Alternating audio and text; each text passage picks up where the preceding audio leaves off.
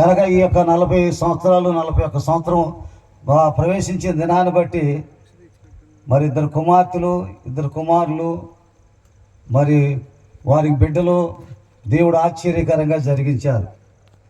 దేవునికి ఉచితమైన కృపను బట్టి దేవుని కృపలు ఏం కావాలో అన్నీ కూడా దేవుడు ఆంధ్రాని విడిచిపెట్టి ఆంధ్రలో ఉన్న స్థలం, మందిరం, ఇల్లు అన్ని సంఘం అంతా కూడా విడిచిపెట్టి మీ మద్రాసు పిల్లలతో వెళ్ళినప్పుడు కూడా గొప్ప స్థలాన్ని, గొప్ప మందిరాన్ని, గొప్ప గృహాన్ని దేవుడు కట్టించి ఆశ్చర్యకరంగా శిష్య బృందాలను ఏర్పాటు చేశాడు. దేవుని విషయంలో, దేవుని విధానాల్లో గిన్నెడు సన్నీళ్ళు ఇస్తే దాని ఫలం పోగొట్టుకో. దేవునికి గిన్నెడు సన్నీళ్ళు ఇస్తే దాని ఫలం పోగొట్టుకోమని దేవుడు మనకు తెలియపరుస్తూ ఉన్నాడు. దేవుని యొక్క కార్యక్రమాలు, మీటింగ్ల విషయాల్లో మనం చిన్నగా సహకరించిన అది మన కుటుంబానికి, మన బిడ్డలకి ఎంతో ఆశీర్వాదకరంగా ఉంటుందని మా సేవా జీవితాల్లో, మా అనుభవాల్లో ఎన్నో విధానాలు, ఎన్నో కార్యక్రమాలు చూసాం. దేవుని యొక్క కృపను బట్టి, మహిమను బట్టి దేవుడు ఆశ్చర్యకరమైన కార్యాలు జరిగించడానికి, మేలు జరిగించడానికి దేవుడు సంసిద్ధం అవుతూ ఉంటాడు. కనుక మ్యారేజ్ విషయంలో 59వ సంవత్సరంలో ఈ లోకంలో జన్మించాను. 79వ సంవత్సరంలో ప్రభువులోకి వచ్చాను. 82వ సంవత్సరంలో పెళ్లి కాకముందే సేవలోకి వచ్చాను. 84వ సంవత్సరంలో మ్యారేజ్ అయింది. కనుక దేవుని యొక్క విషయంలో, మ్యారేజ్ విషయం ప్రార్థన చేస్తున్న సమయంలో ఎన్నో అవంతరాలు, ఎన్నో పరిస్థితులు, ఎన్నో విధానాలు ఎదురైన సేవ లేక, సంఘం లేక, బంధువులు ఎదురు తిరిగి, రక్త సంబంధులు ఎదురు తిరిగి సేవని ఏమిటి పరిస్థితి అని, అలాంటి పరిస్థితిలో ప్రార్థన చేయటం ప్రారంభిస్తే అందరూ కూడా దర్శనాలు ఎలా చెప్పారంటే, నీకు మ్యారేజ్ కాదు, నీకు పిల్లల్ని ఎవరెవరో అన్నారు. కానీ ఏమైనా ప్రార్థన చేస్తున్న సమయంలో దేవుడు ఏకాంత ప్రార్థనలో కనిపెట్టమన్నాడు ప్రభు. ఏకాంత ప్రార్థనకి వెళ్ళి ఆ యొక్క పొలంలో ప్రార్థన చేస్తున్న సమయంలో సాతాను ఒక చెయ్యి నోటి మీద, ఒక చెయ్యి గొంతుకు పిసికినట్లుగా ఊపిరాడక అప్రతిపరైపోయింది. రాత్రి సమయంలో భయపడిపోయాను. కేకలు వేస్తారా, నా కేకలు నాకే వినపడతలా. యేసు ప్రభు అని కేకేసేలాగి ఆ చెయ్యి, నోటి మీద చెయ్యి విడిపోయినట్టుగా, గొంతుకు పట్టుకున్న చెయ్యి వదిలేసినట్లుగా జరిగింది. ఆలాపర ఊపిరాడటం ప్రారంభించింది.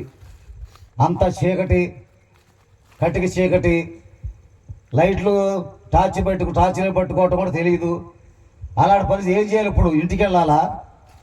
పారిపోయి వెళితే పట్టుదల జరగదని ఇంకా లోపలికి వెళ్ళి ప్రార్థన చేసే, ప్రభువా నేను చిన్న సేవకుడిని, నేను ఎప్పుడూ రాత్రి సమయాల్లో పొలాల్లో కనిపెట్టలేదు, రాత్రి సమయాల్లో ప్రయాణాలు చేయలేదు, తల్లిదండ్రుల అండర్లో ఉన్నవాడిని, భద్రతలో ఉన్నవాడిని.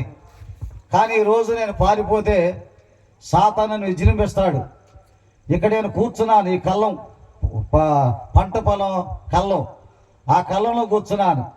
ఇక్కడ ఏదైనా నీవు సాదృశ్యం, ఏదన్నా ఇక్కడ విచిత్రమైన సాక్ష్యం, ఏదైనా విచిత్రమైన సన్నివేశం చూపిస్తే నేను ఇక్కడ నిలబడగలను, లేకపోతే నేను మ్యారేజ్ చేసుకోలేను ప్రభు అని ప్రార్థన చేస్తున్న సమయంలో రాత్రి 12 తర్వాత నేను కూర్చున్న స్థలం చుట్టూ పావురం తిరిగేది. కల కాదు, దర్శనం కాదు, కూర్చునే ఉండేవాడిని, ప్రార్థన చేస్తూ ఉండేవాడిని, వివాహం నిమిత్తం ప్రార్థన చేస్తూ ఉండేవాడిని. సేవకుడుగా నన్ను నిలబెట్టావు, సంఘం ఏర్పాటు చేశావు, స్థలం ఇచ్చావు, మందిరం కట్టించావు, ఇల్లు కట్టించావు. దేవుని యొక్క ఉచితమైన కృపను బట్టి మ్యారేజ్ విషయం ప్రార్థన చేయమన్నావు అని ప్రార్థన చేస్తున్న సమయంలో తెల్లారుజామున 4 గంటల వరకు కూడా ఆ పావురం తిరుగుతూ ఉండేది. ఆ పావురం కింద నేను ప్రార్థన చేస్తూ ఉండేవాడిని. ఆ పావురం 4 గంటలకు వెళ్ళిపోయేది. పొలాల్లోకి పెంట పోగొతోలడానికి సో హాయ్ అనుకుంటా ఆ యొక్క ఆ బండి నడిపేవాళ్ళు వచ్చేవాళ్ళు. అప్పుడు మగత పట్టేది, తెలిసి నిద్ర వచ్చేది. నా తెల్లారు చూస్తే 6 గంటలు అయిపోయేది. లేచేవాడిని, మళ్ళీ దూరంగా వెళ్ళి చెట్ల కింద పగల కూర్చునేవాడిని, పగలకు ప్రార్థన చేసేవాడిని. మళ్ళా రాత్రి వచ్చే సమయం కాలంలోకి వచ్చి మళ్ళీ ప్రార్థన చేసేవాడిని. ఇలాగూ దేవుడు ఆశ్చర్యకరమైన అనుభూతిగా ఒక 20 దినాలు ప్రార్థన చేసిన తర్వాత దేవుడు ఒక దృశ్యం చూపించాడు. ఏం చూపించాడంటే దృశ్యం, చాలా దర్శనాలు వచ్చినాయి. ప్రాముఖ్యమైన దర్శనం చెప్తున్నాను. నా ముందు ముగ్గురు ఆడపిల్లలు ఉన్నారు. ఈ ముగ్గురు ఆడపిల్లల్లో ఎవరిని కోరుకుంటావో కోరుకో అని ఒక స్వరం వినపడింది. ఎవరిని కోరుకుంటావో కోరుక అని. అందులో సంఘములో నడుస్తున్న ఒక స్త్రీ, అందులో మా కుటుంబీకురాలు, మూడవ అప్పుడు నేను మ్యారేజ్ చేసుకున్న ఆమె. ఈ ముగ్గురు కూడా మోకరించి ఉన్నారు, తడతడ మెరుస్తూ ఉన్నారు. ప్రభు స్వరమేమో, ఈ ముగ్గురులో ఎవరిని వివాహం చేసుకుంటావో కోరుకో అన్నాడు. ఒక ఆమెమో ధనవంతురాలు, అంటే పొలాలు బంగారం అన్నీ ఉన్నాయి, వాళ్ళు ఇస్తామని కూడా అన్నారు. ఒకేమో మ్యారేజ్ చేసుకున్నామా, ఒకేమో మా బంధువురాలు. అప్పుడు నేను అన్నాను, ప్రభువా నా ఇష్టం కాదు, నీ ఇష్ట ప్రకారంగా ఈ ముగ్గురు ఎవరిని వివాహం చేసుకోమంటే వారిని వివాహం చేసుకుంటాను, శాశ్వతమైన బంధంగా ఉండాలి అని ప్రార్థన చేసి అని అంటూ ఉండగానే నవ్వు వినిపించింది. ఆ నవ్వు వినిపించగానే ఆ యొక్క మా బంధువురాల్లో ఉన్న ఆమె వెళ్ళిపోయింది. అలాగే ధనవంతురాలు కూడా వెళ్ళిపోయింది. ఇప్పుడు మ్యారేజ్ చేసుకున్నామే మోకరించి ఎలాగుంది, స్వరైన పడింది. నేను కోరుకున్న ఆమె ఈమె. కానీ ఎన్ని పరిస్థితులు ఎదురైనా నిన్ను అంటుకట్టుకుని ఉంటుంది, నీతో సహకారం ఉంటుంది. నువ్వు ఓర్పు కలిగి ఆమెతో ఆ యొక్క కాపురం చేయని మాకు మాటలు నిలపండి. మెలుగు వచ్చేసింది, ఏమీ లేదు. అది 2-2:30 సమయం కనుక డైరీలో రాసుకున్నాను. లేచి గుర్తు చేసుకుని డైరీ రాసుకున్నాను. అలా ప్రార్థన చేయటం ప్రారంభించాను. అయితే తర్వాత మా అత్తగారికి చూపించటం, మా మామగారికి చూపించటం, వీళ్ళందరూ చూపించడం ప్రారంభించి మా గురువు గారికి చూపించటం. ఇక మ్యారేజ్ చేద్దాం సందర్భంలో నేను మ్యారేజ్ చేసుకున్న అడ్డం తిరిగింది. ఏమిటంటే నేను పాస్టర్ని మాత్రం పెళ్లి చేసుకోను. రిక్షా తొక్కువడైనా చేసుకుంటాను, కానీ కూలి పని చేసేవాడైనా చేసుకుంటాను, కనుక పేదవాడైనా పెళ్లి చేసుకుంటాను, పాస్టర్లు మాత్రం నేను పెళ్లి చేసుకోను అని అడ్డం తిరిగితే కారణం ఏమిటంటే ఆనాటి దినంలో పాస్టర్లో ఆ భుజాల మీద 4 రకాల సంచులు ఉండేయంట. బియ్యం ఒక సంచి, మినువులు ఒక సంచి, పెసలు ఒక సంచి, అట్లా ఇంటింటికి వెళ్తే ఇప్పుడు బియ్యం వేస్తే వాళ్ళు వెళ్ళిపోతూ. అలాంటి సన్నివేశాలు ఆ గ్రామంలో జరగటం వల్ల పాస్టర్ అంటే అడుక్కునేవాడు కనుక అడుక్కునే జీవితం నాకొద్దు, కానీ కూలి పని చేసుకునైనా శమిశరిగా బ్రతకాలి అని నా భార్య ఉద్దేశంతో నేను చేసుకుని అడ్డం తిరిగి చేసుకోనంటే వాళ్ళ తల్లిదండ్రుల బలంతో చేసినా, ఎంతమంది బలంతో చేసినా ఎవరి మాట లెక్క చేయలేదు. చాలామంది పాస్టర్లు నాతో కొరగారు అంటున్నారు, ఎగతా చేయటం ప్రారంభించింది. దర్శనం చూపించాడంట, దేవుడు చూపించాడంట, ఎక్కడ పెళ్లి జరుగుద్దిరా శుభ్రంగా పెద్దవాళ్ళని చూసి ఎవరు చేసుకునే దానికి ఎందుకే తిప్పలని, నాకు వచ్చింది కళ ఈ పెళ్లి జరగదని అని చాలామంది రకరకాలు చెప్పడం ప్రారంభించారు. ఏది ఏమైనా దేవుడు చెప్పిన మాట నెరవేరద్ది. మరలా ప్రార్థన చేస్తుంటే మీ తాత దగ్గరికి కానీ మీ బంధువుల దగ్గరికి కానీ ఎవరిని వెళ్ళి అర్థించొద్దు. పెళ్లి కార్యక్రమానికి నేనే ఏర్పాటు చేస్తాను. ఇంట్లో అప్పుడు ఆ ఒడ్లు బస్తాలు కానుకొచ్చిన 12 బస్తాలు ఎన్నో ఉన్నాయి, అవన్నీ అమ్మేసి నాకు చెల్లించనగానే అవన్నీ అమ్మేసేసి మా గురువు గారికి పంపించాను. చాలామంది ఏంటి పిచ్చోడు, పెళ్లి కార్యక్రమం జరుగుతుంటే పెళ్లి డేట్లు పెట్టుకోవాలని చూస్తుంటే ఒడ్లు అమ్మేసేయడం పట్టించేసి రైస్ ఉపయోగించవచ్చు కదా అని రకరకాలుగా అంటాం మొదలెట్టారు. 3-2 దినాలు మీటింగ్లు పెట్టి 3వ రోజు వివాహం చేసుకొని ప్రభు చెబుతున్నాడు, ఆమె మాత్రం చచ్చిపోవడానికి సిద్ధమైంది. నేను చచ్చిపోతాను పెళ్లి చేసుకోనని. ఒక రాత్రి సమయంలో ఆమె కలలో ఒక పక్క గుంట తవ్వుతున్నారంట, ఒక పక్క నేను మోకాళ్ళ మీద ఉండి ప్రార్థన చేస్తున్నానంట. ఆ గుంట తవ్వుతున్నలో ఆ గుంటలో దేవతా శక్తి ఉందట. ఒక శక్తి ఉండి ఈ గుంటలోకి రా, నువ్వు పెళ్లి చేసుకోమాక నేను చంపేస్తాను రా అని ఈ గుంటలో ఉండి కేకలేస్తుందట. నేను మోకాళ్ళ మీద నిలబడి ఆమె నిలబెట్టు ప్రభా, ఆమె మాట లోబడిదట్టు చేయి ప్రభా అని ప్రార్థన చేస్తూ ఉన్నానంట. అప్పుడు స్వరము, నీకు గుంట కావాలా, దైవజనుడు కావాలా, కోరుకాని మన స్వరైన పడగానే ఆ శక్తి వచ్చి మీద పడిపోగానే గవర్నమెంట్ ఏడ్చి కింద పడిపోయి ఆ స్పృహ లేకుండా పడిపోతే తర్వాత గంటకు తెప్పరిలిన తర్వాత గడగడ ఒలిగిపోయి నేను మ్యారేజ్ చేసుకుంటాను, ఆ దైవజనుడినే చేసుకుంటాను, దేవుడు నాకు దర్శనం చూపించాడు అని మాట్లాడటం ప్రారంభించింది. అప్పుడు నేను ఉపవాస ప్రార్థనలో ఉన్న గురువుగా ఆ సమేలయ్య గారి దగ్గర అంటే ఏర్పాటు చేసేసాం, మీటింగ్లు ఏర్పాటు చేసాం. ఆ మీటింగ్ రోజు నేను ఆ ఉపవాస ప్రార్థన ముగించేసి ఆ స్థలానికి వచ్చాను. దేవుడు ఆశ్చర్యకరంగా కట్టుబట్టలతోనే పెళ్లి చేసుకోవాలి అనే ఉద్దేశంతో మరి ఈ రోజు ఎలా మీటింగ్ జరుగుద్ది, రేపు ఎలా మీటింగ్ జరుగుద్ది, ఎల్లుండి పెళ్ళి ఎలా జరుగుద్ది, పెళ్లికి బట్టలు ఎలా జరుగుతాయి, ఈ విధంగా ఆలోప పరిస్థితులు ఆలోచించుకోకుండా కట్టుబట్టలతోనే పెళ్లి చేసుకుంటా నిర్ణయంలో ఉన్నాను.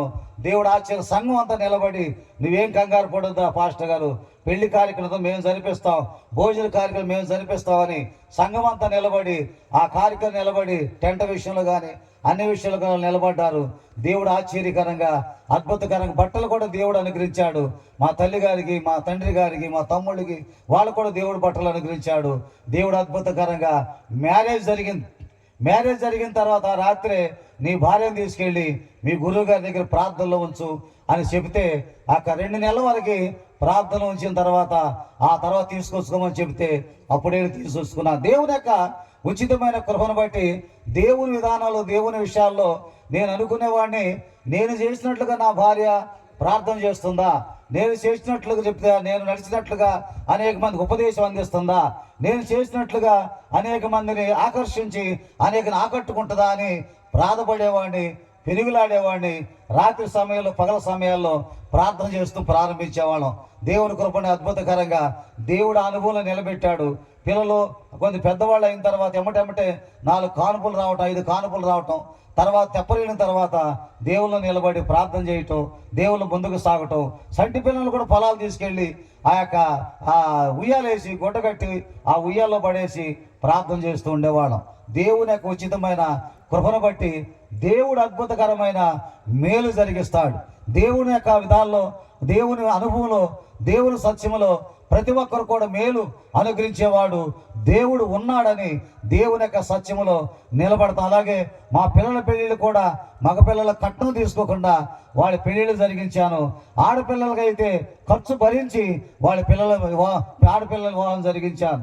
దేవుని యొక్క ఉచితమైన కృప బట్టి ఈరోజు మనవాళ్ళతో దేవుడు ఆశ్చర్యంగా కుటుంబాన్ని నిలబెడుతున్న 40 మంది శిష్య బృందాలతో నిలబెడుతూ దేవుడు అనేక సంఘాల్లో, విధానాల్లో వడగాలుపులైన ఈ యొక్క 6 నెలలు విరామం లేకుండా దేవుని సేవలు నడిపించి ముందుకు సాగుతున్న సందర్భంలో మొన్న రాత్రి 84వ కీర్తన 4వ శరణం వచ్చింది. ఏమిటంటే, నీ మందిరం నివసించేవారు ధన్యులు, వారు నిత్యము స్తుతిస్తారని. ఇక నువ్వు దేవుని మందిరంలో ప్రార్థించేవాడుగా నిలబడని చెప్పాడు. దేవుని కృప బట్టి రేపు సాయంత్రం మద్రాసు వెళ్ళిపోయి దేవుని ప్రార్థన మందిరంలో ప్రార్థనలు ఉండడానికి సిద్ధపడుతున్నాను సంఘంలో. కనుక దేవుని ఉద్దేశ ప్రకారంగా దేవుని సేవ చేయటానికి వడగాలుపులైన సైకిళ్ళ మీద వెళ్ళి సేవ చేశాం, అలాగే బస్సుల మీద వెళ్ళి సేవ చేశాం, అలాగే బైకుల మీద వెళ్ళి సేవ చేశాం. ఈ సంవత్సరం అయితే డిసెంబర్ నుంచి కారు మీద వెళ్ళి సేవ చేస్తున్నాం. కనుక దేవుడి విధానాల్లో మేలు చేసే దేవుడే కానీ కీడు చేసే దేవుడు కాదు. నాకంటే చిన్నవారు కూడా, సంఘాలు లేని వారు కూడా కారులు వేసి తిరుగుతుంటే నేను బైకుల మీద వెళ్ళి దేవుడి కృపలో సేవ చేశాను.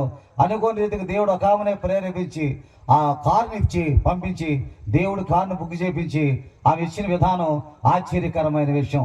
కనుక మన మనసు దేవుని మీద అవుతూ వేటి మీద లేకుండా ఉంటే దేవుడు మనకి అద్భుతకరమైన మేలు చేస్తాడు. చూడండి, ద్వితీయోపదేశకాండం 30వ అధ్యాయము 15వ వచనం దగ్గర చదువుకుందాం.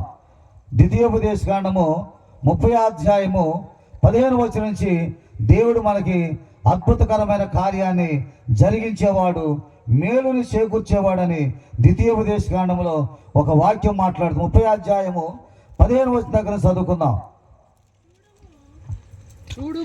చూడుము నేడు నేను జీవమును మేలును మరణమును కీడును నీ ఎదుట ఉంచి ఉన్నాను.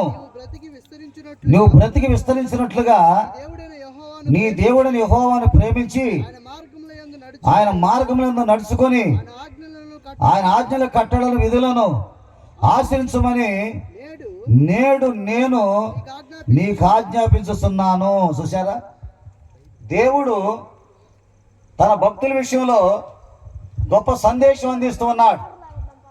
తన బిడ్డల విషయంలో సందేశాన్ని అందిస్తూ ఉన్నాడు. చూడుము, 4 విషయాలు నీ ముందు పెట్టాను. ఏది కావాలనుకుంటే అదే కోరుకో. నువ్వు ఏది కావాలనుకున్నా నేడే, ఈరోజే నువ్వు కోరుకో. చూడుము, ఏం చూడాలి?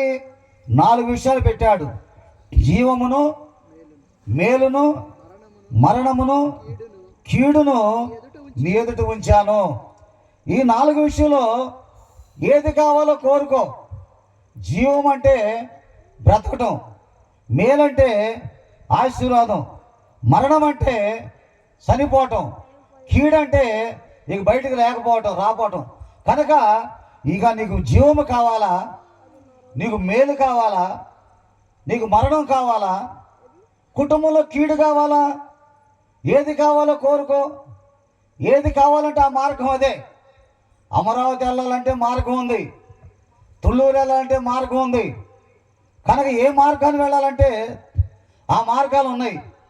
కానీ అన్ని మార్గాలు ఒకసారి వెళ్ళావు, అన్ని రూట్లు ఒకసారి వెళ్ళావు. ఏదో ఒక రూట్లో వెళతావు, ఒక రూట్లో ఇంకోసారి వెళతావు.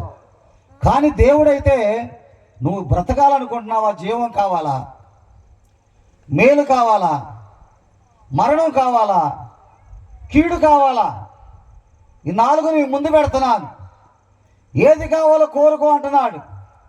ఒక భక్తుడు అంటాడు, నా కోరిక ప్రకారంగా నువ్వు చేయొద్దు ప్రభువా, నీ కోరిక ఏదైతే అదే జరిగించు, నీ కోరిక మేర నన్ను నడిపించు. నా కోరికలు అనేకం ఉంటాయి, అనేక కోరికలు కోరుకుంటాను, అవన్నీ వ్యర్థం. కనుక నీ కోరిక ప్రకారంగా నేను నెరవేర్చేవాడుగా, నడిచేవాడుగా నన్ను సిద్ధపరచు. నా సంతోషం కలిగించే విషయం కాదు, నాకు సంతోషం కలిగించే సన్నివేశం కాదు, నీకు సంతోషం కలిగించే విధంగా నన్ను కాపాడు ప్రభువా. దేవా, నేను నీకు సంతోషం కలిగించాలి, నీకు సంతోషం సంధించే విధంగా నాకు దయచేయ ప్రభు అని కోరుకున్నాడు. ఈ రాత్రి సమయంలో ఈ మీటింగుల వల్ల, ఆఖరి మీటింగుల వల్ల జీవం కావాలా అంటే, జీవం అంటే బ్రతుకు కావాలా, మేలు కావాలా, మరణం కావాలా, కీడు కావాలా?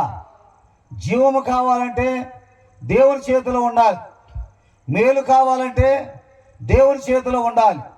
ఈ 2 అనిపించాలంటే దేవుడి చేతిలో మనం ఉండాలి.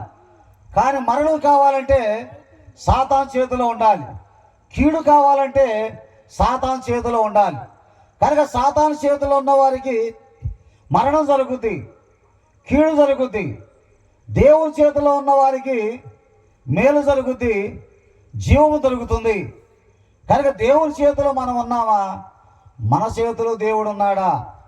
దేవుడు పట్టుకునే అనుభవం ఒక అనుభవం, దేవుడు మనం పట్టుకునే అనుభవం ఒక అనుభవం. మనకు కావాలనుకుంటే ఆయన పట్టుకుంటాం, వద్దనుకుంటే వదిలేసేస్తాం. కానీ దేవుడే మన చేయి పట్టుకుంటే, నువ్వు కావాలన్నా ఆయన చేయి పట్టుకుంటాడు, నువ్వు విధించుకున్న ఆయన చేయి పట్టుకునే ఉంటాడు.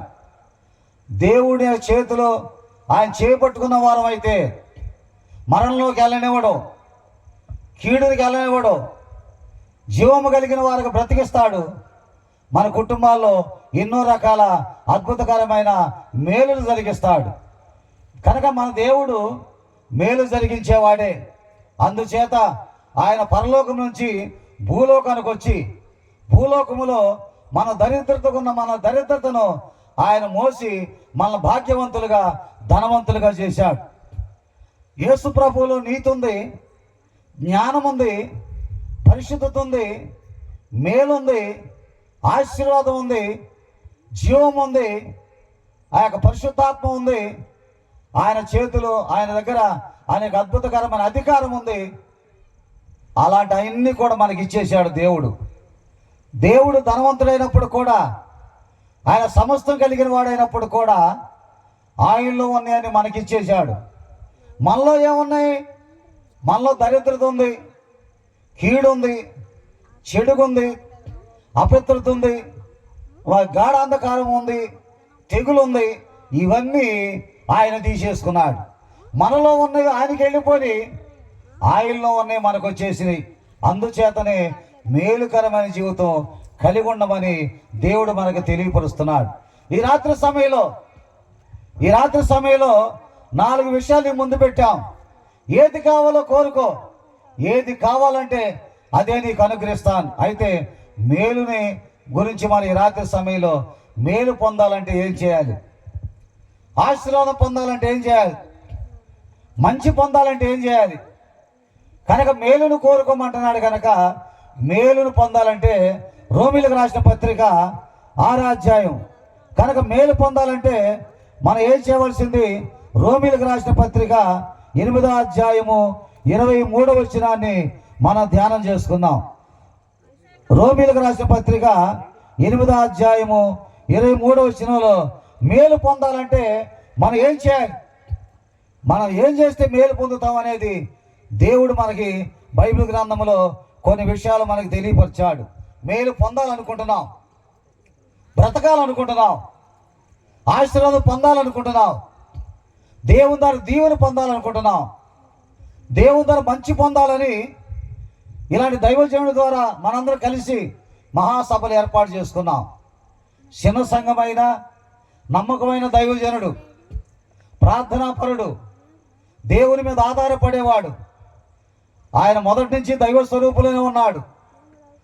మొదటి నుంచి ఒక దైవ సేవకుడు అనుభవంలోనే ఉన్నాడు. పెద్దలకు లోబడే ఉన్నాడు. సహవాసాన్ని విడిచిపెట్టలేదు. దైవ స్వరూపి సంఘాన్ని విడిచిపెట్టలేదు. దైవ స్వరూపి సహవాస రూల్స్ విడిచిపెట్టలేదు. డబ్బు కోసం పరిగెత్తలేదు. కష్టమైన నష్టమైన ఆర్థిక పరిస్థితి అయినా లేమి స్థితి ఉన్నా ఏ పునాది భక్తుల ద్వారా నేర్చుకున్నాడో, తన గురువు ద్వారా పెద్దల ద్వారా ఏది నేర్చుకున్నాడో, ఏది పొందాడో దానికే కట్టుబడి ఉన్నాడు. ఈరోజు ధనం కోసం పరిగెత్తుతున్నారు, పలుకుబడి కోసం పరిగెత్తుతున్నారు, పేరు ప్రఖ్యాతుల కోసం పరిగెత్తుతున్నారు, బలపడేదాకా అభివృద్ధి పొందేదాకా సవాసం ఉంటున్నారు. అభివృద్ధి అయిన తర్వాత గాలిపటంలాగా ఎగిరిపోతున్నారు. దేవుని యొక్క జీవితాలు మా పెద్దలు, మా పూర్వీకులు, నాకంటే పెద్దవారితో ఉన్నా నేను యవనస్తులుగా ఉన్నప్పుడు, వారి జీవితాల్లో వారు చదువు లేని వారు, కానీ ఆకాశ నక్షత్రాలు ఎలా వెలుగుతున్నాయో వారు చనిపోయినా వారి ప్రార్థన, వారి అనుభూతి, వారి విధానం, వారి కట్టడ, వారి తర్వాత వారి విధానాలు మేము నడుస్తూ ముందుకు సాగుతున్నాం. ఆరిపోలేదు. వాళ్ళు చదువు లేని వారైనా వాళ్ళు కష్టపడ్డారు, ప్రయాసపడ్డారు, నడిచి వెళ్ళి సేవ చేశారు. ఈరోజైతే మంచి సన్మానిస్తున్నారు, మరి ఛార్జీలు ఇస్తున్నారు, మంచి ఆహారం పెడుతున్నారు, అనేక రీతిలుగా మరి దైవజనుడి పడిన కష్టాన్ని ఫలితం ఇస్తున్నారు. ఆనాడు దినాల్లో వాళ్ళతో ఉన్నప్పుడు సరే ఆహారం ఉండేది కాదు. ఆ చింత పులుసు పోస్తే భయంకరంగా ఉండేది, కమ్మగా తినేవాళ్ళు. వాళ్ళతో పాటు మేము కూడా తినేవాళ్ళం. రోడ్ల మీద పడుకునే వాళ్ళం, టవల్ వేసుకొని. దోమలు కొడతా ఉండా కూడా రోడ్ల మీద పడుకునే వాళ్ళం. స్థలాలు లేక మీటింగ్ సరిపేసి వారం దినాలు అలా కష్టపడి మళ్ళీ వెళ్ళిపోయి మరలా మీటింగ్కి వచ్చి ఆ స్థలం లేక రోడ్ల మీద పడుకునేవాళ్ళం. రోడ్డు పక్కన స్నానం చేసేవాళ్ళం. వాడు బాత్రూములు అని కన్వెంట్ లేవు వాళ్ళకి. ఈరోజు వాళ్ళు ఎలా నడిచారని బాధపడుతున్నారు. ఈరోజు వారు పెద్దవారైనా, వారు అనారోగ్య పరిస్థితి కలిగిన వారైనా, వారు బాత్రూమ్ లేకపోయినా ఏది లేకపోయినా సంఘం కొరకు నడుము కట్టారు. వారు చేసిన కొద్ది సేవ అయినా గ్రామ గ్రామాల్లో సువార్త వినిపించారు. అద్భుత కార్యాలు జరిగినాయి. వారి కాలాన్ని ముగించారు. సంతోషం అనుభవించలేకపోయారు, ఆడంబరం అనుభవించలేకపోయారు, మంచి ఆహారం తినలేకపోయారు. వారి కష్టార్జితం కష్టం కూడా వాళ్ళు భరించలేకపోయారు. మా సేవ జీవితంలో అప్పుడు రూపాయి ఇస్తే ఎగురు గంతేసేవాళ్ళం. ఈరోజు నాకు రూపాయి కానుకొచ్చింది అని ఎగురు గంతేసేవాళ్ళం. ఈరోజు పాస్టర్లకి ఇంటికి వెళ్ళిన తర్వాత ఎక్కడికి వెళ్ళిన 500, 1000 రూపాయలు ఇస్తున్నారు కనుక భక్తి పరిమాణం తెలియట్లా.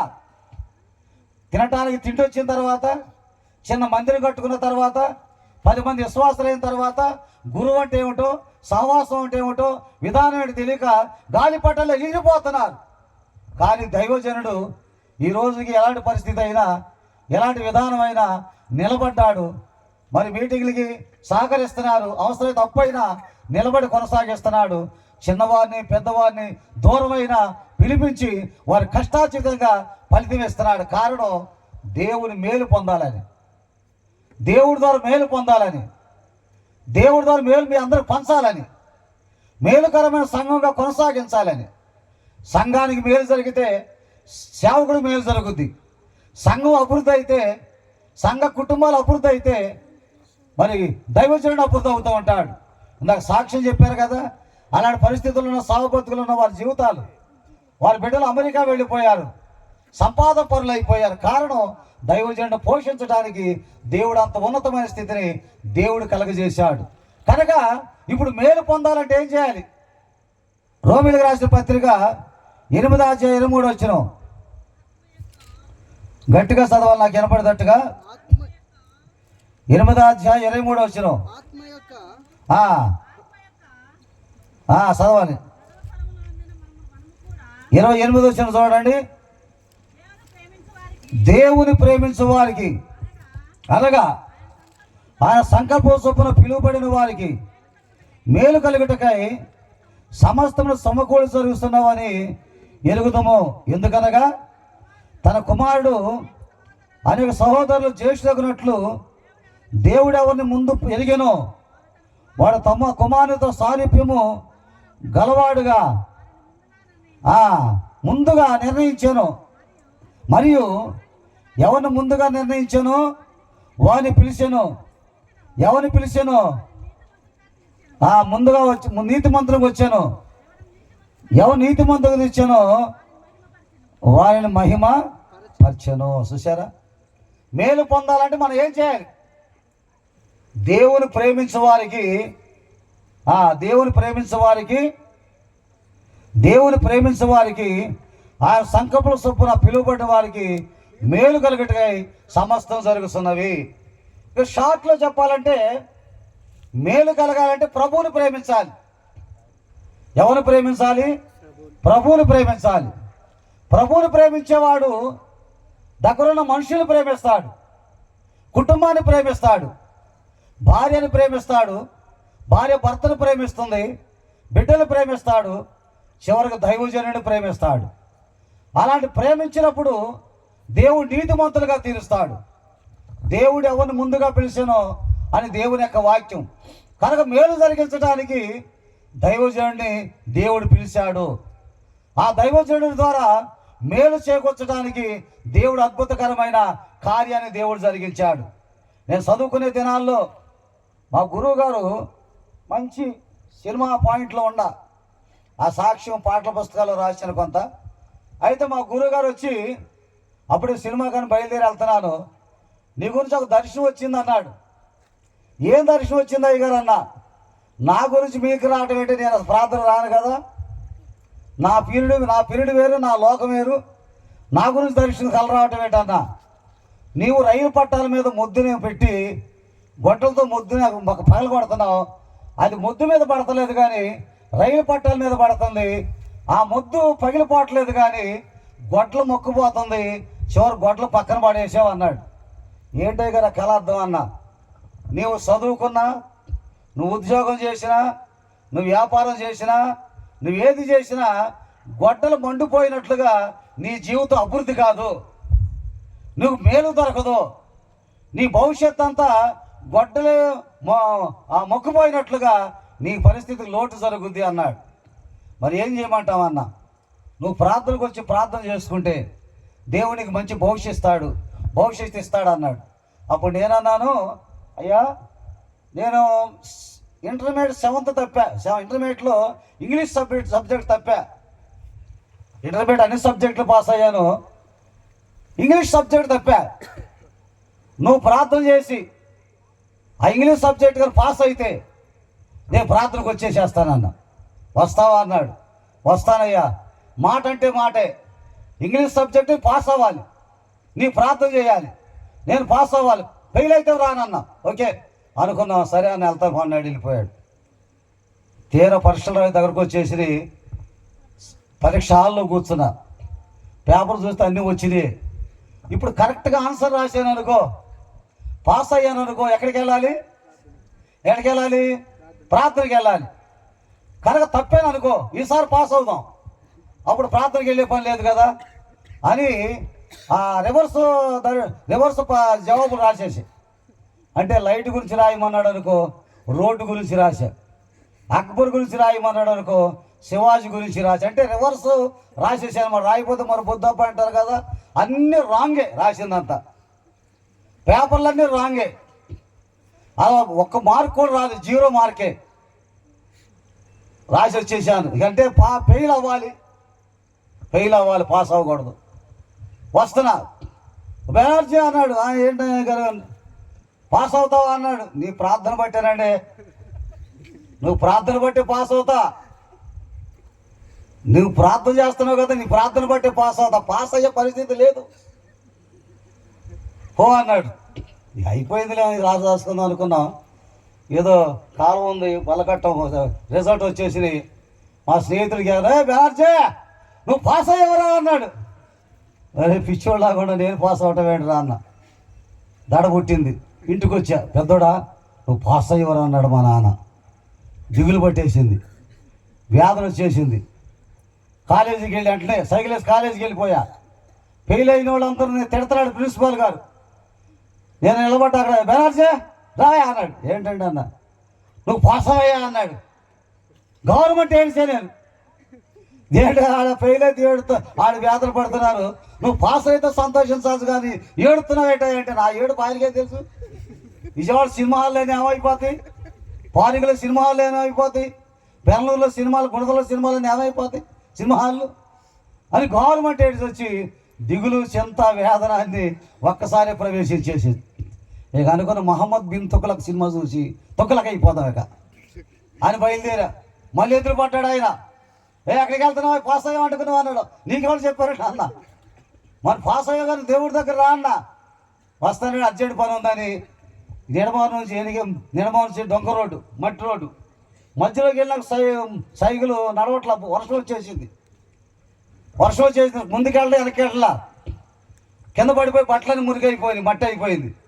ఆ బోధులు దిగి ఆ సైకిల్ కట్టుకుని బట్టలను కట్టుకుని ఆ సైకిల్ భుజం వేసుకుని ఎట్టకేలకు ఫారీకి వెళ్ళి సినిమా టికెట్ తీసుకుందామని వెళ్ళి బడ్డీ కూడా సోడా తాగుదాం వెళ్ళా. సోడా తాగి 15 పైసలు తీసా. అప్పుడు 15 పైసలు. నాకంటూ ముందు వెళ్ళిన వాడు సోడా తాగి రూపాయి కాగితం ఇచ్చాడు. నేను రోడ్డు దాడుతూ ఉండగానే అమ్మో అని శబ్దం పడింది. ఏంటని వెనక్కి తీసి చూస్తే నాతో ముందు సోడా తాగి ఆ రూపాయి కాగితం ఇచ్చి చిల్లర తీసుకునే అతను లారీ కింద పడి కోడి తన్నుకులాడుతున్నాడు. కోడి కొట్టుకులాడి చచ్చిపోయాడు. చూశాను. నేనే ఆ లారీ కింద పడితే నా పరిస్థితి ఏమైపోయేది, నా జీవితం అయిపోయేది. దైవజనుడికి అబద్ధం చెప్పి మహమ్మద్ బిన్ తుగ్లక్ సినిమా చూసి తుగ్లక్ అయిపోదాం అనుకోలేక అని వెంటనే వచ్చేసి తలస్నానం చేసి మందిరంలో కూర్చున్నాను. ఇక ప్రార్థనలో కూర్చుని పక్క ఒక ఆమె టేప్ రికార్డు పెడుతుంది, రేడియో సినిమా రికార్డులు వస్తున్నాయి, అన్ని దానిలోకి వెళ్ళిపోతుంది. వ్యవహారం సినిమా రికార్డులు మరి పాడినోడు కదా, చూసినోడు కదా, సినిమా పాటలు పెడుతుంది పక్కన పెట్టి. అది ఎప్పుడు పడతా చూసేవాడిని. అది పెట్టిన ప్రార్థన చేసిన వాళ్ళకి మోకరించి ఆ పాటలన్నీ మనసులో పాడేవాడిని. ప్రార్థన చేస్తున్నా, బాగా చేసి నిద్రపోకుండా చేస్తాను అంత దూపర మాట. వారం రోజులు ఎట్ట కూడా గడిచింది, బయటపడ్డాను అనుకున్నా. విజయవాడ వెళ్ళి ఆ జయరాజు గారు గ్రామ ఫోన్ రికార్డు కొనుక్కురావని డబ్బులు ఇచ్చాడు. డబ్బులు ఇస్తే ఆ డబ్బులు తీసుకుని బస్సు దిగగానే పెద్ద పోస్టర్ ఉంది, దానవీర శూరకర్ణ అని. ఎంతకాలం చూశాను ఈ పోస్టర్ అనుకుని ఎడదాం వద్దా, చూద్దాం వద్దా, వెడదాం వద్దా, చివరికి లాగేసింది. సినిమాకి వెళ్ళాను. లోపల సినిమా బొమ్మ కనపడతలా, మాటలు వినపడతానికి బొమ్మ కనపడతలా, వెనక ముందు చూస్తుంటే మనుషులు కనపడతలా. ఏంటి ఇదంతా చూసి ఆ పక్కన అన్నాను, ఏంటంటే బొమ్మ కనపడతలేదన్నా. నువ్వు గుడ్డోడికి నీ సినిమా ఎందుకురా, నువ్వు గుడ్డోడికి సినిమా ఎందుకు నీకు, గుడ్డోడు ఇంటికి ఉండేదానికి బొమ్మ కనపడతావు పిచ్చోడా, ఆవాజం సినిమా కనపడుతుందంటే అనుమానం వచ్చేది. కళ్ళు దేవుడు తీసేసాడు, గుడ్డోడి అయిపోయాను అని మెల్లిగా లేచి తడుముకుంటూ బల్లం పట్టుకుని ఆ గుమ్మం దగ్గర రావాలి, బయటికి రావాలిగా. తడుకుంటూ వస్తే మరి ఆ ముసలాం ఎందుకు లేచిందో పాపం నిలబడి దారిలో నిలబడింది. కంగారుకు వచ్చి ఆమె గుద్దేస్తే ఆ డామటి కింద పడిపోయి, ఒరే కుర్రాడ నేనే దొరికానంటారా ఈ సినిమాల్లో, ముసల్దాన్ దొరికిందంటారా. ఆమె అనగా పడిపోయింది తడి పడిపోయింది అనుకుని మెల్లిగా గుమ్మం దగ్గరికి వచ్చిన తర్వాత ఆయన అంటాడు, వాచ్మెన్ గుమ్మం దగ్గర ఉంటాడు, అబ్బా ఈ సినిమా కంటే నీ సినిమా బ్రహ్మాండంగా ఉన్నాయి. వెళ్ళేటప్పుడు బ్రహ్మాండంగా వెళ్ళావా, బ్రహ్మాండం హుషారుగా ఉంది. చూడక వెళ్ళి 6 రోజులు సినిమా మానేసి కదా, హుషారుగా వెళ్ళావు, ఏమి డ్రామా ఆడుకుంటూ వచ్చావయ్యా అని అనేకి ఆ చేయి పట్టుకుని ఏమని స్తోత్రం.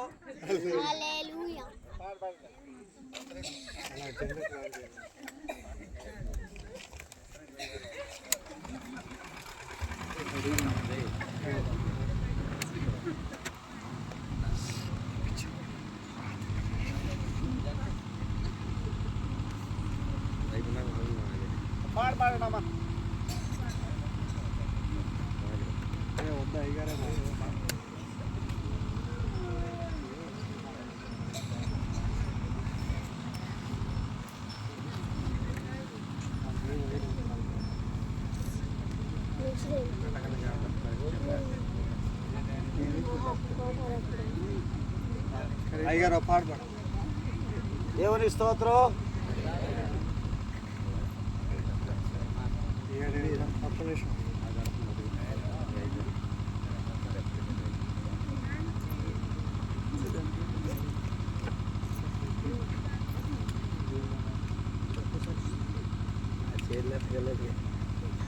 దేవుని స్తోత్రం. హల్లెలూయా.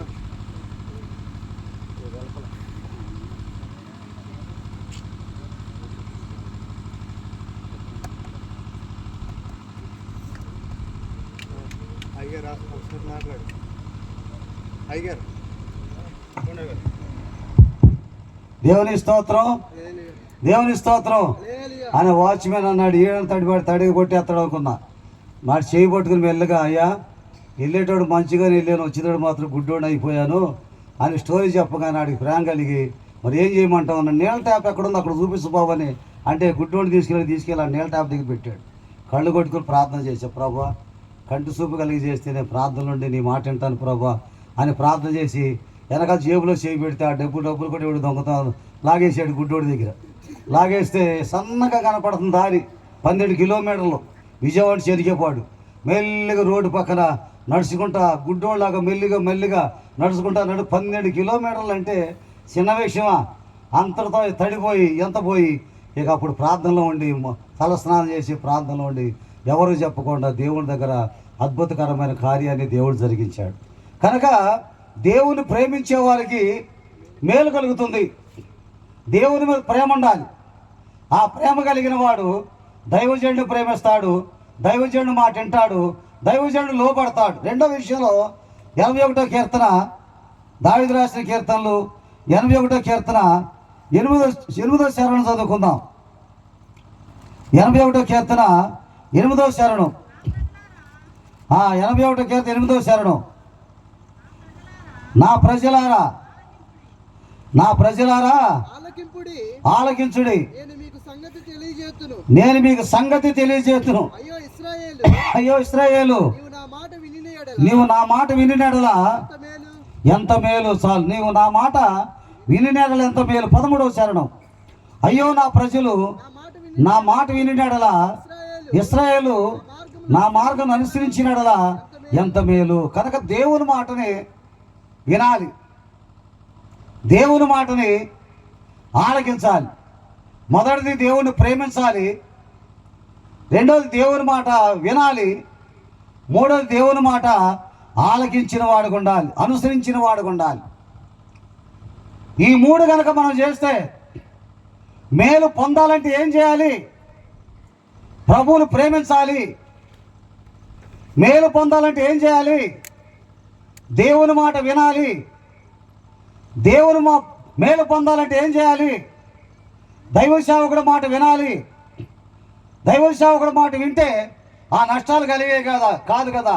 అదేదో దేవుని కృపతో ఒక దైవజనుడిని చేసి, దైవజనుడి ద్వారా కార్యాలు చేసి, ఇన్ని గ్రామాలు తిప్పి, ఇన్ని గ్రామాల సువార్త చెప్పించి, ఇంతమంది శిష్య బృందాన్ని 40 మంది శిష్య బృందాలు ఏర్పాటు చేసి కర్ణాటక, తమిళ, ఆంధ్ర అనేక ప్రాంతాల్లో, తెలంగాణలో సువార్త చేపించడానికి ఇన్ని అవకాశాలు ఇచ్చాడు. కానీ ఆ ఉద్దేశం దేవుడు నా మీద లేకపోతే వాటిలో దేనికో దానికి గురైపోయేవాడిని. కనుక దేవుని మాట విన్న వాళ్ళకి మేలు జరుగుతుంది. దేవుని మాట అనుసరించిన వాడు, దేవుని ఆ మాట అనుసరించిన వాళ్ళకి మేలు జరుగుతుంది.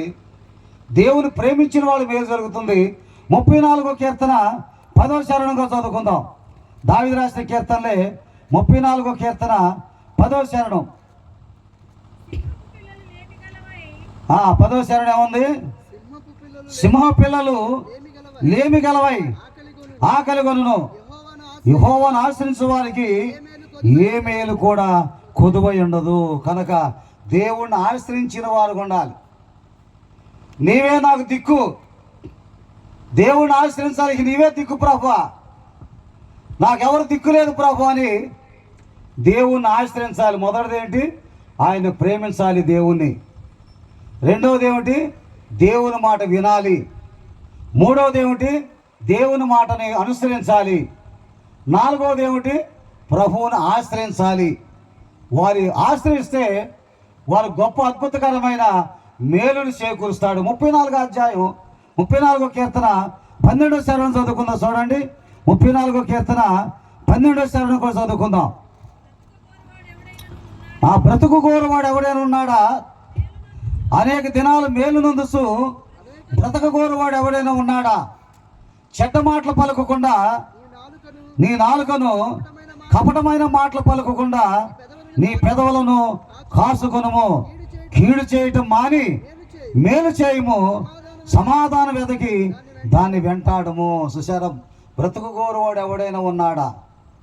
మేలు నందుసు అనేక దినాలు బ్రతకాలనుకున్నవాడు ఎవడైనా ఉన్నాడా? నా వద్దకు రండి. చెడ్డ మాటలు పలకకుండా నీ నాలుకను, కపటమైన మాటలు పలకకుండా నీ పెదవులను కాసు. అంటే మంచి ప్రవర్తన కలిగిన వారు ఉండాలి. ఐదవది, మంచి ప్రవర్తన కలిగిన వారు ఉంటే దేవుడు అద్భుతకరమైన మేలును చేకూరుస్తాడు, అద్భుతకరమైన దీవెన చేకూరుస్తాడు, అద్భుతకరమైన ఆనందాన్ని చేకూరుస్తూ ఉంటాడు. కనుక ప్రతి ఒక్కరికి ఆ దినాల్లో, ఆ పరిస్థితుల్లో మరి దేవుడు నన్ను కనుక పిసికే చేస్తే ఈరోజు ఇలాంటి అద్భుతాలు జరిగేవి కావు, ఇలాంటి కార్యాలు జరిగేవి కావు, ఇన్ని ప్రాంతాల సువార్త చెప్పేవాడు కాదు, కుటుంబాన్ని నడిపించేవాడు కాదు, దేవుడు ఆశ్చర్యకరమైన అనుభూతులు నిలబట్టేవాడు కాదు. మీరెవరో నేనెవరో అనే మీరెక్కడ పుట్టారో నేనెక్కడ పుట్టానో, మిమ్ములను మమ్ములను క్రీస్తు రక్తము ద్వారా ఒక సమీపస్తులుగా దేవుడు చేశాడు. దేవుని స్తోత్రం, దేవుని స్తోత్రం. కనుక నేను ఒక దారిలో సువార్తని మీద ప్రయాణం చేస్తున్నామంటే ఇక్కడ మన సహోదరులు ఉన్నారు కదా, ఇక్కడ మన సేవకులు ఉన్నారు కదా అని వాళ్ళ దాటి వెళ్ళటానికి మనసు కొట్టుకులాడుతున్నాం. ఎందుకు చేద్దామంటే స్నేహం చేశాం, సువార్తలు బోధించాం, కలిసి తిన్నాం, కలిసి పండుకున్నాం, కలిసి జీవించాం, కలిసి ముచ్చటించాం. నేను మద్రాసులో ఉంటున్నప్పుడు కూడా అమరావతి దారిలో వస్తుంటే ఈ దారిలో ఉన్న సేవకులు ఒక ట్రిప్పులో ఒకళ్ళని అలా నేను కవర్ చేసుకుంటాను. అలాగే మచిలీపట్నం రూట్లో వెళ్తుంటే, అలాగే గుంటూరు రూట్లో వెళ్తుంటే ఒక ట్రిప్పులో ఒక అరగంట కూర్చుని ముచ్చటించి వెళుతూ ఉంటాం. బస్సుల మీద వెళ్ళినప్పుడు వాళ్ళ దగ్గర సమీపంగా ఉండేవాడు కాదు, కానీ బైకుల మీద, కార్ల మీద వెళుతున్నప్పుడు దేవుడు ఆశ్చర్యకరమైన ఆ సంతోషం, మంచి సాక్ష్యం మనకిచ్చిన కృపనే వారి ఇంట్లో ప్రార్థన చేసి వారి మేలుకరంగా ఉండాలని. ఆనాటి దినంలో తాటాకు ఆ యొక్క దళ్ళు కట్టేవాళ్ళం, రబ్బర్ పూలతో దళ్ళు కట్టేవాళ్ళం, చెరుకాకుతో పైన కప్పులు వేసేవాళ్ళం, రోడ్ల మీద పంట కుప్పల మీద స్టేజీ కట్టి ప్రార్థన మీటింగ్లు పెట్టేవాళ్ళం. కానీ ఈరోజు అద్భుతకరంగా దేవుడు జ్ఞానాన్ని ఇచ్చాడు, సంఘాన్ని పెంచాడు, సహవాసాన్ని పెంచాడు. ప్రతి సేవకుడు కూడా అది చిన్న సంఘమైన గొప్ప గొప్ప మీటింగ్లు ఏర్పాటు చేస్తూ మహిమ కనుక జరిగిస్తున్నాడు. కనుక దేవుడు మనందరికీ 71వ కీర్తన, దేవుని యొక్క మనందరికీ 119వ కీర్తన 72వ శరణలో మరొక మాట, దేవుడు అద్భుతకరమైన కార్యాన్ని 119వ కీర్తన 72వ శరణాన్ని దేవుని యొక్క మాటలు చదువుకుందాం. వేల కొలది వెండి బంగారముల కంటే నీవిచ్చిన ధర్మశాస్త్రం నాకు మేలు. కనుక నీవిచ్చిన ధర్మశాస్త్రం నాకు మేలు. వేల కొలది బంగారు నిధుల కంటే నీవిచ్చిన ధర్మశాస్త్రం నాకెంతో మేలు. కనుక ఇలాపాక్యం 3వ అధ్యాయము 26-27 ముగించేసుకుందాం. కనుక దేవుడు మహిమ కలిగిన కార్యాలతో దేవుడిచ్చిన ధర్మశాస్త్రం మన జీవితాల్లో ముగింపు. కనుక విలాపవాక్యం 3వ అధ్యాయంలో ఆ యొక్క మేలుకరమైన జీవితాన్ని కాడి ఎత్తుకుని నడవమని దేవుడు మనకి 3వ అధ్యాయము 26-27 వచనాలు. నరుల ఆశ కలిగి యెహోవాను గురించు రక్షణను ఓపికతో కనిపెట్టుకుని ఉండము మంచిది. యవన కాలమున కాడి మోయిట నందికి మేలు, అతని మీద దాన్ని మోపిన వాడు యెహోవాయే. కనుక అతను ఒంటరిగా ఉండి మౌనముగా ఉండవలెను, అదే నిరీక్షణాధారం. దేవుడు కాడిని మోపాడు మన మీద, ఒక ప్రక్కన ఆయన మోగుతున్నాడు, కాడిని మోస్తున్నాడు. ఒక ప్రక్కన మన కాడిని మనం కాడిని మోపించి మన పక్షాన సహాయం చేస్తూ ఉన్నాడు. మనం నడవలసిన భారం, మన కుటుంబాన్ని, మన సమస్యల్ని, మన ఆర్థిక పరిస్థితుల్ని, ఒక బండిని, మన కుటుంబ బండిని ఒక పక్కన కాడి ఆయన ఒక ఎద్దులాగా ఉన్నాడు, రెండో పక్కన కాడి మన ఎద్దులాగా ఉన్నాం. మనం లాగలేకపోతే మన పక్షం నుండి ఆయన కాడి లాగుతూ ఆయన ముందుకు నడిపిస్తున్న గొప్ప దేవుడు, మహిమ కలిగిన దేవుడు అని దేవుని నామంలో మనం స్తుతించాలి. దేవుని యొక్క నామంలో మనందరూ నిలబడి దేవుని యొక్క నామంలో ప్రార్థన చేసుకుందాం. దేవుని యొక్క ఉచితమైన కృపను బట్టి మనందరూ నిలబడి ప్రార్థన చేద్దాం. యేసయ్య, ఈ మీటింగ్లు 3 దినాలు వాతావరణం సరిలేకపోయినా, చాలా చోట్ల వర్షం వచ్చినప్పుడు కూడా మీటింగ్లు ఆపుకోకుండా అద్భుతకరమైన కార్యం జరిగించారు, మహిమ కార్యాలు జరిగించారు. మా ప్రభు, మా కుటుంబాలను జ్ఞాపకం చేసుకోనండి. మా కుటుంబాల దీవెనకరమైన ఆశీర్వాదం దయచేయండి. పాటల పుస్తకాలు దైవ స్వరూపి, ఆత్మీయ గీతల పుస్తకాలు 18వ పాట పాడుతున్నాను. మనందరూ కళ్ళు మూసుకుని దేవుని ధ్యానం చేద్దాం. ఆత్మీయ గీతం పుస్తకాలు కావాల్సిన వారు తీసుకురండి. స్తుతుల బుక్కులు కూడా ఉన్న కావాల్సిన వారు తీసుకురండి. దేవుని నామంలో 18వ కీర్తన పాడుతూ ఉన్నాను. బేత్పగే అనగా అంజూర పండ్ల నిలయం, యేసున్ శిష్యులన్ పండ్లు వెదకగా ఒక పండు కూడా దొరకదాయే.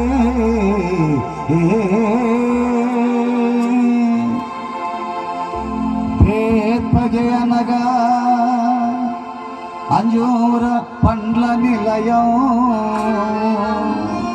యేసున్ శిష్యులన్ పండ్లు వెదకగా ఒక పండు కూడా దొరకదాయే.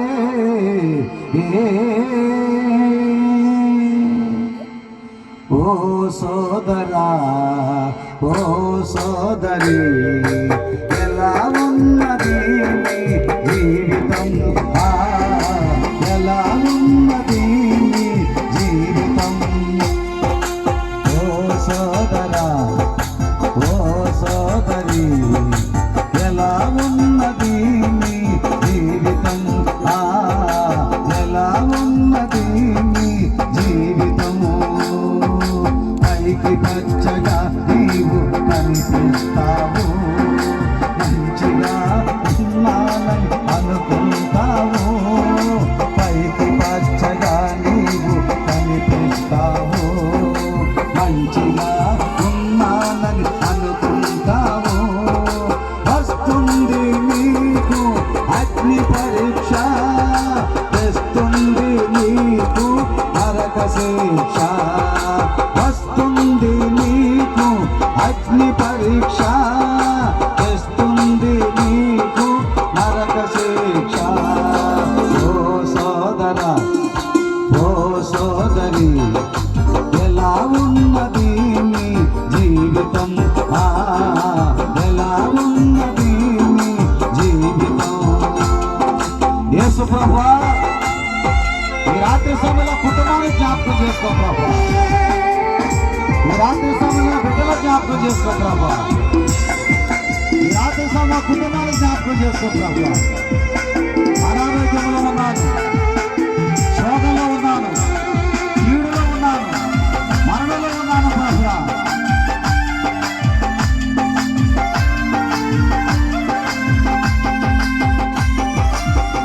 మరణ పరిస్థితిలో ఉన్నాను.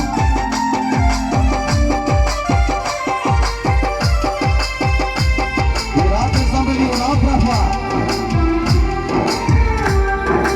ఈ రాత్రి సమయంలో రావాలి ప్రభువా. సమరయ స్త్రీని నీవు చూడుము, యేసు ఆత్మము ఇమ్మని అడిగెను.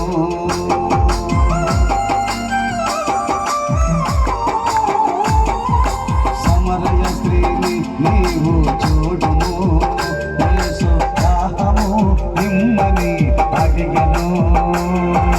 నజరేయుడేసుని గ్రహించెను, ఆయన కృపతోటి అందరినీ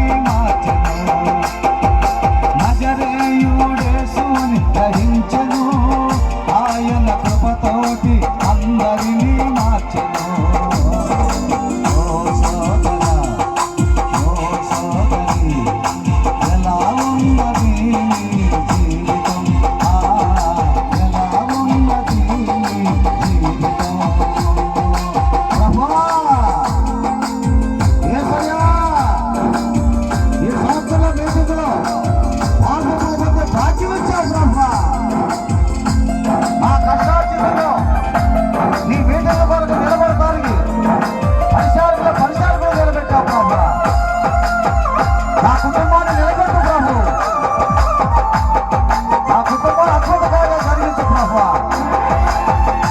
అయ్యా నా బిడ్డ వివాహం అవ్వట్లేదు, నా కుటుంబంలో శోధన ప్రవేశించింది. గొడ్డలి చెట్టు పేరున నాటి ఉన్నది, పాలించని చెట్టును నరకమని.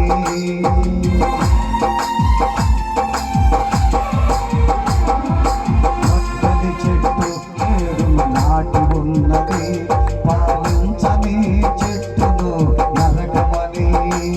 మూడేండ్ల నుండి యేసువా పండ్లు వెదకగా, పక్క పండు కూడా దొరకదాయే. మూడేండ్ల నుండి యేసువా పండ్లు వెదకగా, పక్క పండు కూడా దొరకదాయే. ఓ సోదరా, ఓ సోదరి, ఎలా ఉన్నది నీ జీవితం?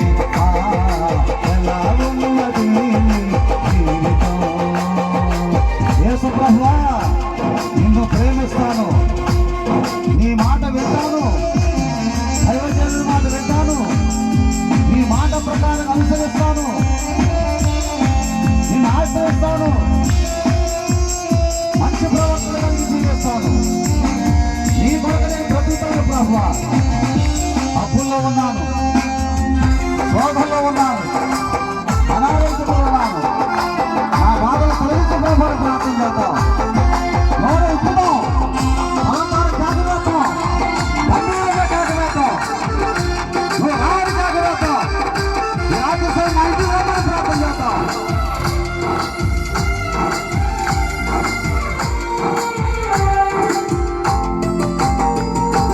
పైకి పచ్చగా నీవు కనిపిస్తావు, మంచిగా ఉన్నానని అనుకుంటావు.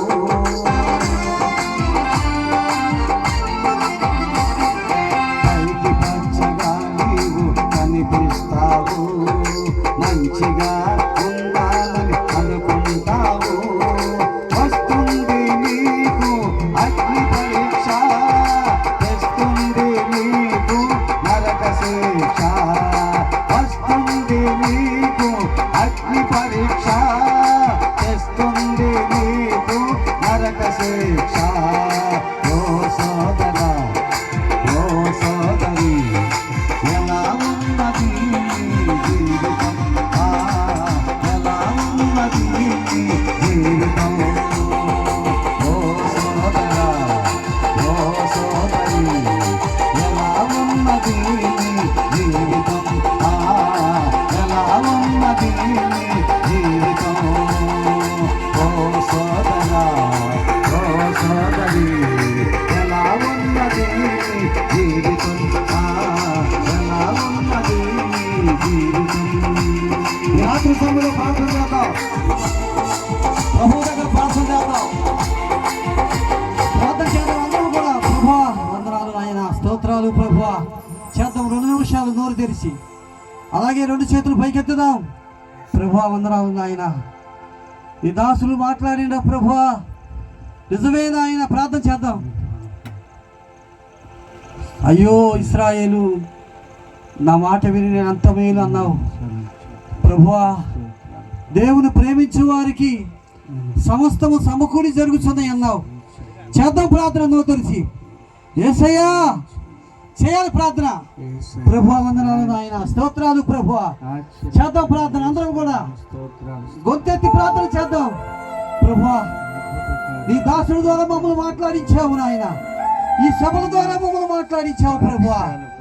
అయ్యా మీరు సహాయం చేసే దేవుడు నాయన, మాకు మేలు చేసే దేవుడు అయ్యా, మా కుటుంబాలు మేలు చేసే దేవుడు నాయన. ప్రభువా నువ్వెంత గొప్ప దేవుడు నాయన, స్తోత్రాలు ప్రభువా. అయ్యా నువ్వెంత గొప్ప దేవుడు నాయన.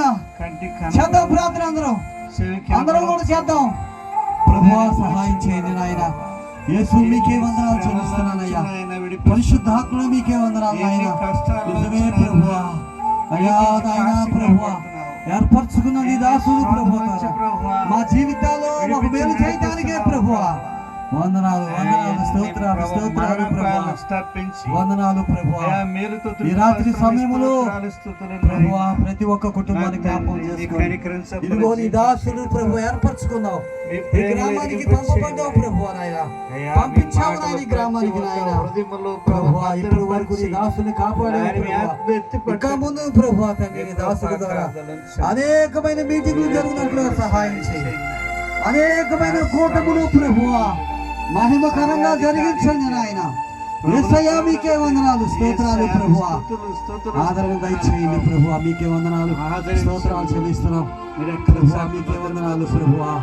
అయ్యా తండ్రి దాసుల ద్వారా మమ్మల్ని మాట్లాడించావు నాయన, అయ్యా పెద్దల ద్వారా మాతో మాట్లాడించావు నాయన, మాకు ఎంతో మేలు కలిగించావు నాయన. వందనాలు ప్రభువా.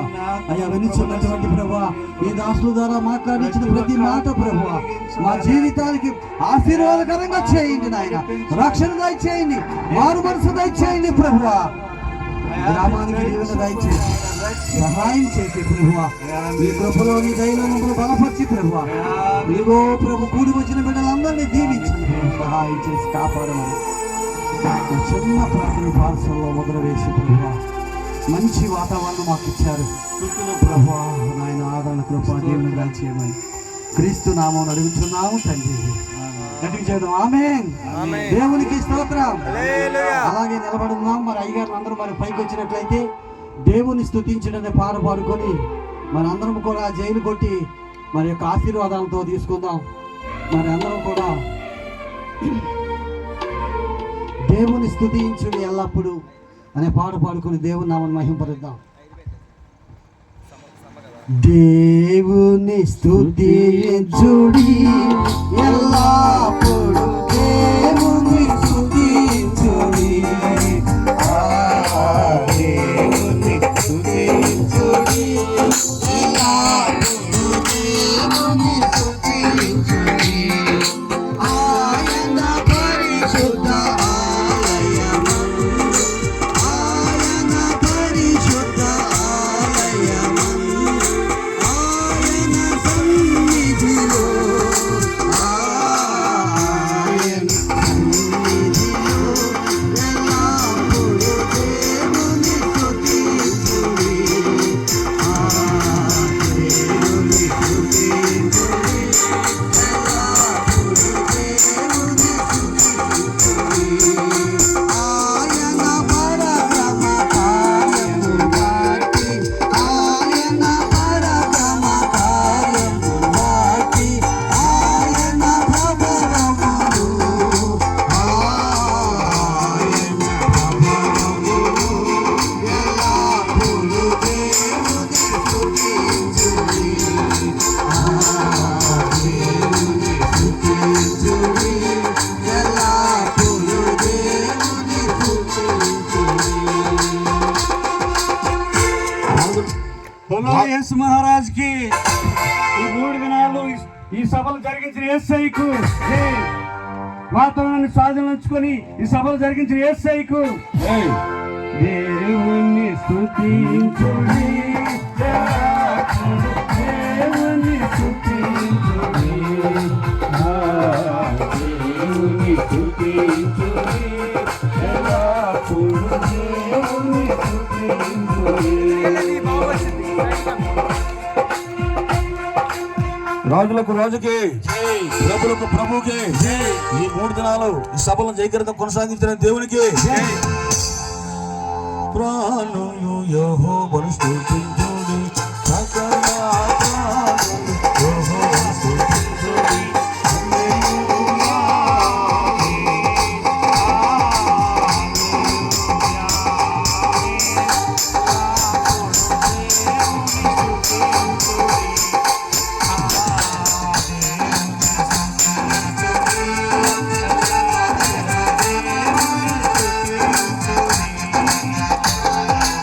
బలో యేసు మహారాజుకి, రాజులకు రాజుకి, బలో రానన్నయ్య యేసు రాజుకి, ఈ 3 రోజులు జయకరంగా జరిగించిన యేసయ్యకి, మంచి చక్కటి వర్తమానాలు పెద్దల ద్వారా జరిగించిన యేసయ్యకి. ఆదితో ఆయన స్తుతించుడి, ఓ రాజనితో ఆయన స్తుతించుడి,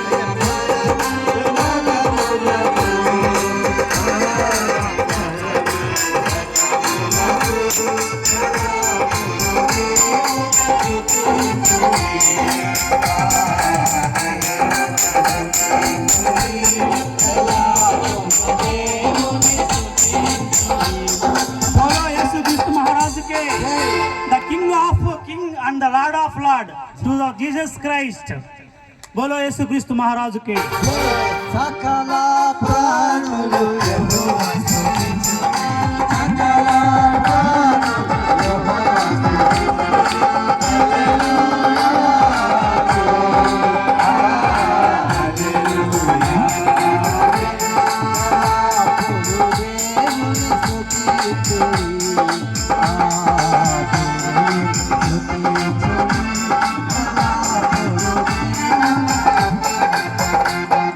క్రీస్తు మహారాజుకి కూటములు ఘనంగా జరిగించిన యేసయ్యకు త్వరలో రానున్న మెస్సీయకు క్రీస్తు మహారాజుకి తోను నాట్యముతో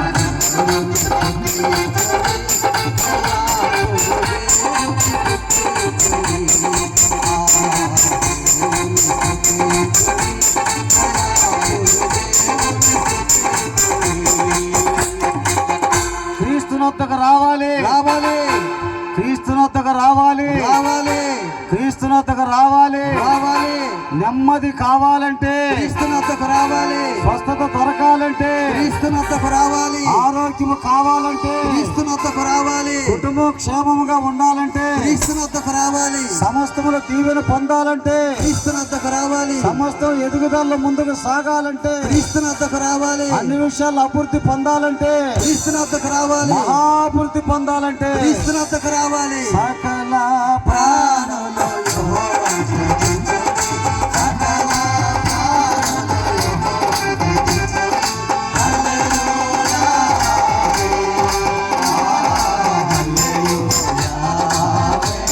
ఎల్లప్పుడూ దేవుని స్తుతించుడి.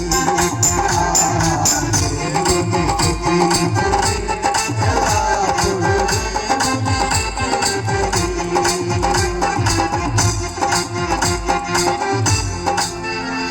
దయగలిగిన మా ప్రభువా, అరణ్య ప్రదేశములోను భీకర ధ్వని గల పాడిన ఎడారిలోను నేను వారిని కనుగొని ఆవరించి పరామర్శించి కనుపాపలాగా కాపాడతానని మీరు సెలవిచ్చిన వాగ్దానం వాక్కును బట్టి ఇన్ని సంవత్సరాలు మా ప్రభువా ఈ దాసుని దాసురాల్ని కాపాడి ఆదరించి బిడ్డల్ని కాపాడి సంఘాన్ని కాపాడి మా ప్రభువా ఈ సంవత్సరం 24వ సంవత్సరం మీటింగ్ ఆబ్సెంట్ అవ్వకోకుండా వాతావరణ పరిస్థితులు బాగుండకపోయినప్పుడు కూడా మా ప్రభా మీ దాసుని సేవలో పిలిచిన రోజున ముగింపు రోజున మా ప్రభ కూడిక జరిపించాలని కొనసాగించాలని ఉద్దేశాన్ని జరిగించారు సంఘముల ద్వారా సంఘ ప్రోద్బలముతో మీ దాసుల ద్వారా మీ కృప ద్వారా జరిగించిన గొప్ప దేవుడా మీ కొందనాలు.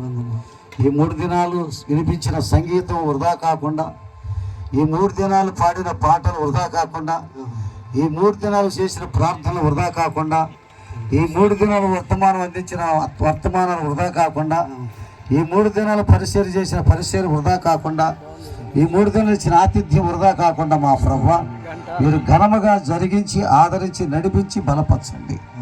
గ్రామాన్ని దీవించండి. గ్రామంలో పొలిమేర శక్తులను తొలగించండి. గ్రామ బిడ్డలందరినీ ఆశీర్వదించండి.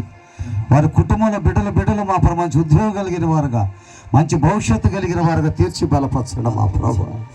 నీ యొక్క సేవలో నీ యొక్క మీటింగ్లో పాల్పంపులు పొందిన నీ బిడ్డలు తిరిగి మళ్ళీ గృహాలు చేరుతూ ఉండగా మా ప్రభు ఎవరికి ఎలాంటి హాని జరగకుండా రాత్రి సమయంలో దుష్టుడు పని చేయకుండా మీరు కాపాడి ఆదరించి బైకుల మీద వచ్చినా కారు మీద వచ్చినా సైకిల్ మీద వచ్చినా బస్సుల మీద వచ్చినా వారి ప్రయాణ యావత్తులు నడక మీద వచ్చినా కూడా ఏ ప్రయాణంలో ఎలాంటి శోధన పనిచేయకుండా మీరు కాపాడి మీ దాసుల సంఘాన్ని అభివృద్ధి చేసి ఆస్వాదించి నడిపించి కాపాడి బలపరచండి. ఇప్పుడు ఇచ్చిన ఆతిథ్యాన్ని బట్టి కూడా బిడ్డలు దీవించి నడిపించి మీరు అక్కడ ఆలస్యం అయితే మమ్మల్ని సజీవం నిలబెడితే మరో సమయాన్ని మీరు మాకు అనుకూలింప చేసి సహాయం చేసి కాపాడి బలపరచగలని మా కొరకు శిలువ మీద మరణం పొంది తిరిగిలేసి యేసుక్రీస్తు నామములో అడుగుతున్నాము తండ్రి.